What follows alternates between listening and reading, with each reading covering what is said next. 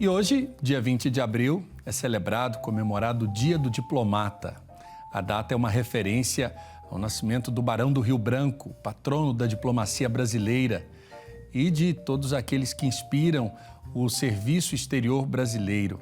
A atuação do diplomata é de suma importância e tem a responsabilidade de informar, representar e negociar vários assuntos e discussões entre os interesses de diferentes países. Uma carreira de Estado a serviço do país e de fomento das boas relações internacionais e do serviço exterior do nosso Brasil. E para entendermos a importância dessa profissão, tenho a alegria de receber o Dr. Rafael Manzi, doutor em Relações Internacionais, e conectado conosco o querido embaixador Paulo Roberto de Almeida, ele que é diplomata e diretor de publicações do Instituto Histórico e Geográfico do Distrito Federal, que entrou na diplomacia por concurso direto em 1977. Boa tarde, doutor Rafael, bem-vindo. Bem-vindo, boa tarde a todos. Boa tarde, embaixador Paulo Roberto, alegria falar com o senhor. Boa tarde, é um prazer estar com vocês nesse dia de celebração do Dia Diplomata, minha carreira nas últimas 4 décadas. Olha só, e eu começo justamente perguntando para o senhor como, depois de já 4 décadas aí trabalhando com a diplomacia, como o senhor olha para a profissão, para essa profissão que o senhor exerce, que o senhor escolheu para exercer em sua vida? Muito bem, eu escolhi ser diplomata um pouco por acaso ou por decisão repentina, não é?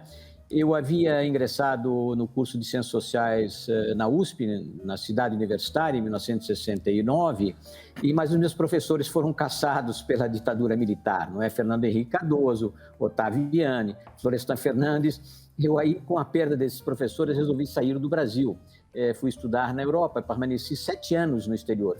Fiz a graduação em Ciências Sociais na Universidade de Bruxelas, fiz o mestrado em Economia, iniciei um doutoramento na Universidade de Bruxelas, mas voltei ao Brasil em 1977 e comecei a dar aulas em faculdades privadas de São Paulo, que é a minha cidade de origem, não é? Aí eu vi um anúncio no jornal falando de um concurso direto para o Itamaraty. Eu não pretendia voltar a ser aluno, ou seja, fazer o vestibular para o Instituto Rio Branco, passar mais 2 anos nos bancos escolares, antes de me tornar diplomata 2 anos adiante. Então, o concurso direto, que foi excepcional durante aqueles anos de expansão da diplomacia brasileira, nos anos 70, junto com os choques do petróleo, né, o primeiro e o segundo, eles foram feitos durante 4 anos. Eu fiz o penúltimo concurso direto, em 1977, passei e me tornei diplomata, digamos por acaso, mas era a carreira que se adequava ao meu estilo. Eu teria sido um professor, como o professor Rafael, teria sido um acadêmico, não é? Numa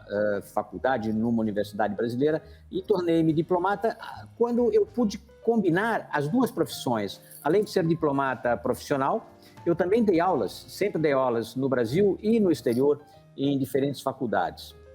Olha só, muito bom. Professor Rafael, eu pergunto para o senhor, qual que é a diferença que quem está em casa pode compreender entre o diplomata e aquele que faz o curso de Relações Internacionais? Só para a gente pontuar, porque o embaixador Paulo Roberto disse, por exemplo, do Instituto Rio Branco, né? Que pede ali 2 anos para que a pessoa possa, então, ter, digamos, reconhecida, né, essa função de diplomata depois de passar também por um curso. Existe uma diferença para que a gente possa compreender melhor diplomata e aquele que faz o curso de Relações Internacionais? Olha, basicamente, a própria profissão de Relações Internacionais, o internacionalista, como é conhecido hoje, é uma profissão relativamente nova. Então, a primeira universidade, o primeiro curso de graduação de Relações Internacionais no Brasil veio, se não me engano, na década de 70, na Universidade de Brasília. Já no caso da diplomacia, não existe a exigência, por exemplo, que os diplomatas eles tenham a formação em Relações Internacionais. Mas, de modo geral, acaba que existe uma congruência e uma aproximação muito grande entre as 2 áreas. Eu digo, entre o estudo das relações internacionais e da diplomacia.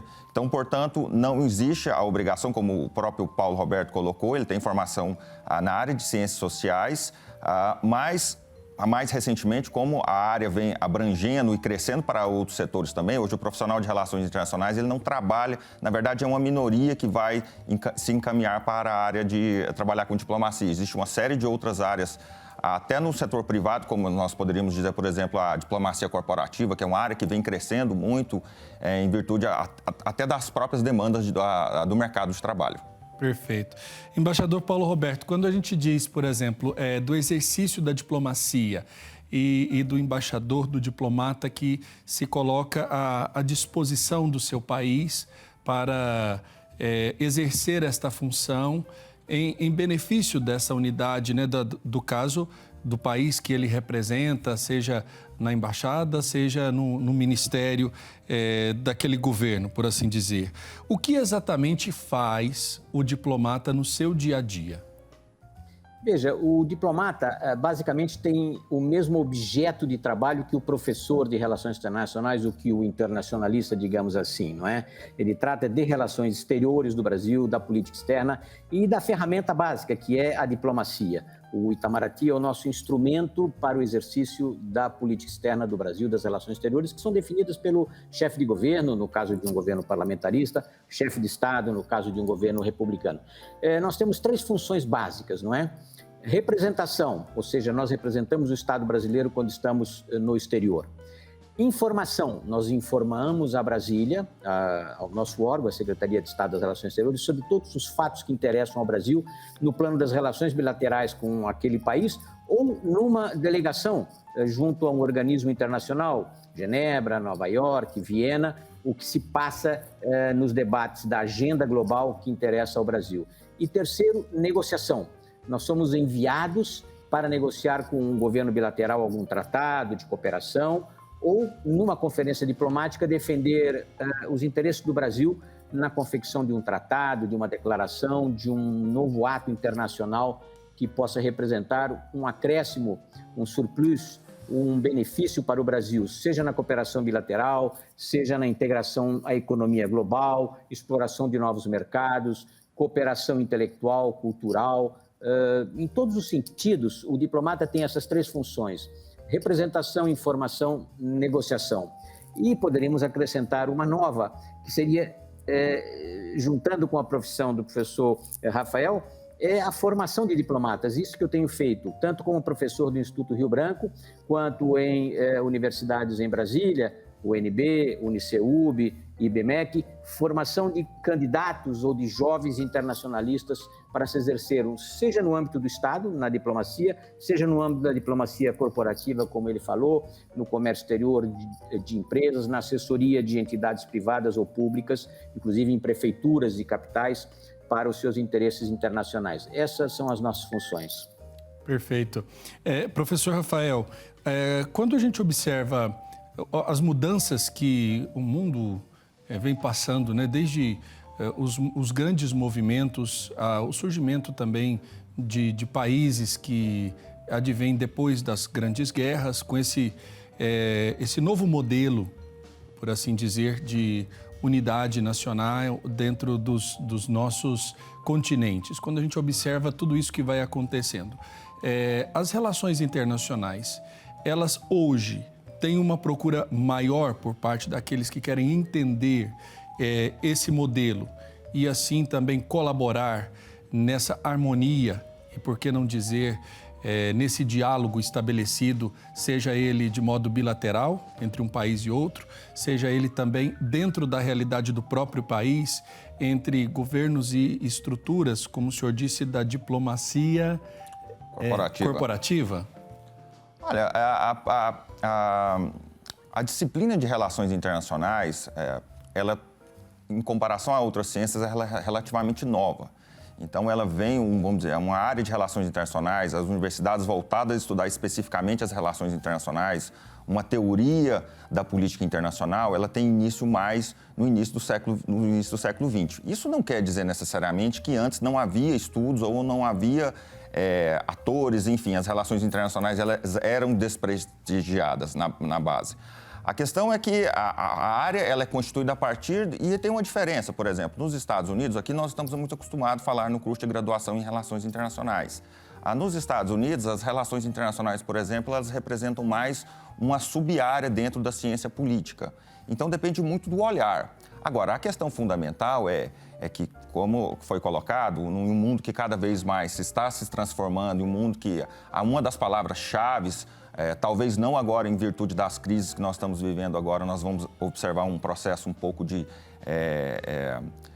retrocesso nesse processo, mas uma das palavras que, quando eu entrei na universidade no início da década de 2000, era uma palavra fundamental para entender as relações internacionais, que era chamada globalização, ela demanda cada vez mais um entendimento da área internacional. Então, hoje, se nós olharmos do ponto de vista econômico, não faz sentido mais analisarmos as economias de um ponto de vista nacional. Existe, de certa forma, um organismo global em termos de integração econômica. Então, esse cenário, baseado principalmente no aprofundamento da globalização, ele demanda dos setores, seja da diplomacia, a diplomacia hoje brasileira, por exemplo, o Paulo pode até comentar um pouco disso, ela cada vez mais também se torna, de certa forma, um apoio aos interesses do Estado brasileiro, mas também que leva os interesses do setor privado brasileiro, por exemplo, em relação às relações econômicas internacionais. Enfim, então acaba que se torna uma grande conjunção de fatores políticos, econômicos, sociais e que não abrange simplesmente mais o Estado.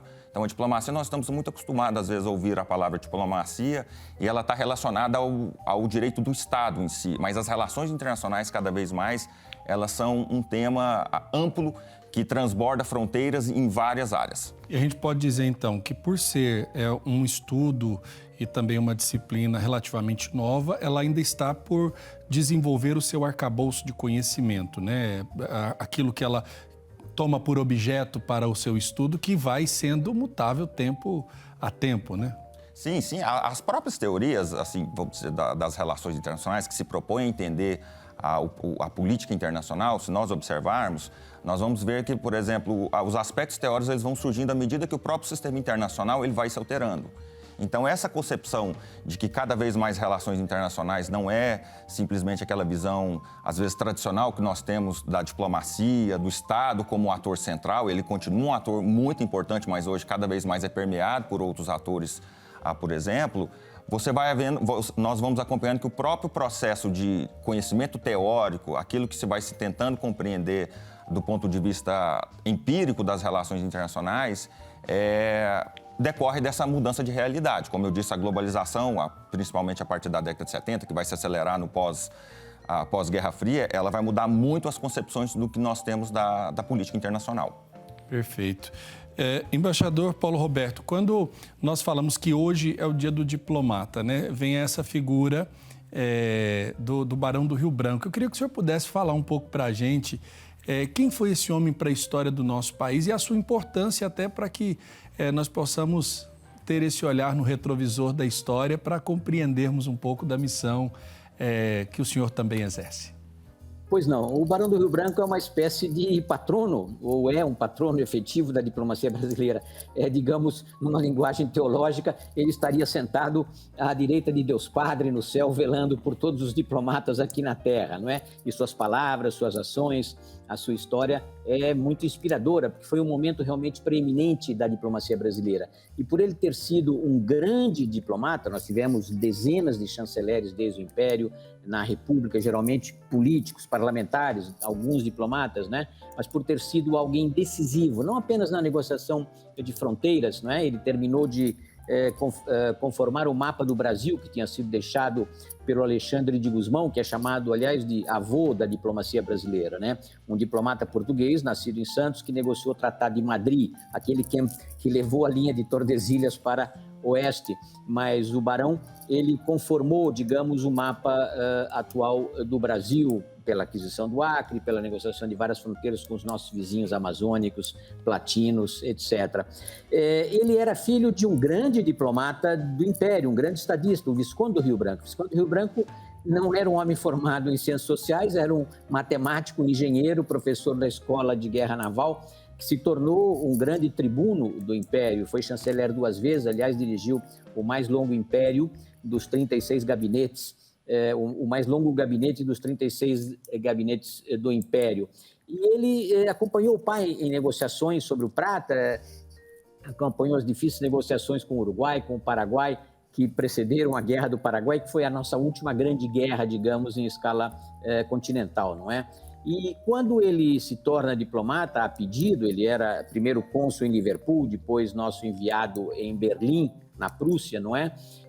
Ou na Alemanha, digamos, ele conforma o resto da diplomacia, por isso ele foi honrado. Em 1945, a gente está falando do Estado Novo, não é ainda, feita uma homenagem ao Barão do Rio Branco, nos 100 anos do seu nascimento, publicando as suas obras e criando o Instituto Rio Branco. Por quê? Antes nós tínhamos concursos ocasionais para selecionar diplomatas à carreira, mas muitos entravam pela janela, eram amigos de algum ministro, do próprio imperador e adentravam sem concurso, não é? Havia concurso, mas eles não eram regulares.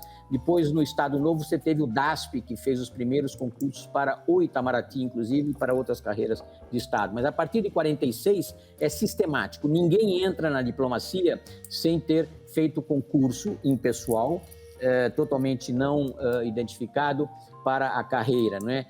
Os primeiros 10 anos foram misóginos, digamos, apenas homens eram admitidos, depois as mulheres foram admitidas a partir de uma decisão do Supremo Tribunal Federal nos anos 50, não é?